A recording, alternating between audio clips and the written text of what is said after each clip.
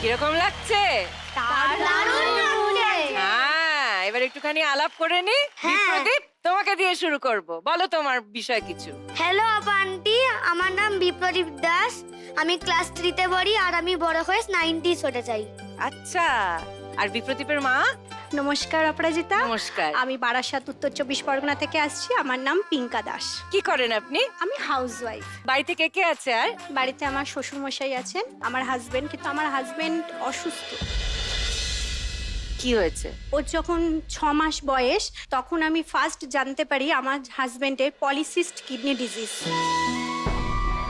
আচ্ছা, তো ট্রিটমেন্ট চলছে সেই থেকে।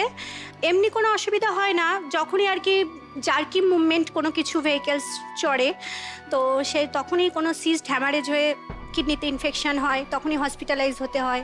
মানে এটা কত ফ্রিকোয়েন্টলি হতে হয়?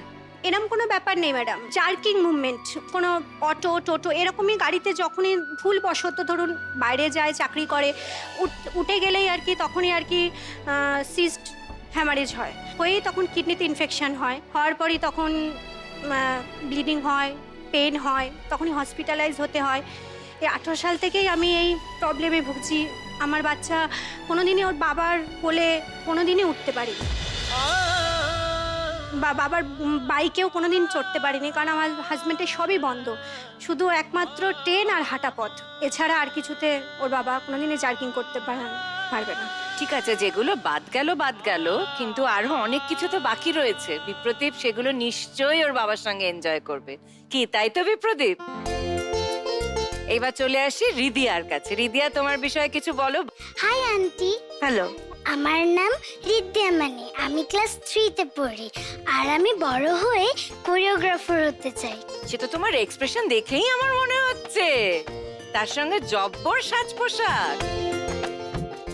একটুখানি রিদিয়ার মায়ের সঙ্গে কথা বলি। নমস্কার অপরাজিতা, নমস্কার। আমি উমা মানি, আমি আসছি মহেশতলা, দক্ষিণ 24 পরগনা থেকে। আপনি কি করেন? আমি হাউসওয়াইফ, আচ্ছা। কিন্তু আমার ছোট থেকেই স্বপ্ন ছিল যে আমি বড় নৃত্যশিল্পী হব, কিন্তু আমার পরিবারের ফিনান্সিয়াল অবস্থা ভালো ছিল না বলে শুধু পড়াশোনা আর তার সাথে আমি ড্রয়িংটাই শিখতে পেরেছি, আমি নাচটা পারিনি। মেয়ের হাত ধরে আবার নাচ শুরু হয়ে যাক, হতেই পারে কিন্তু।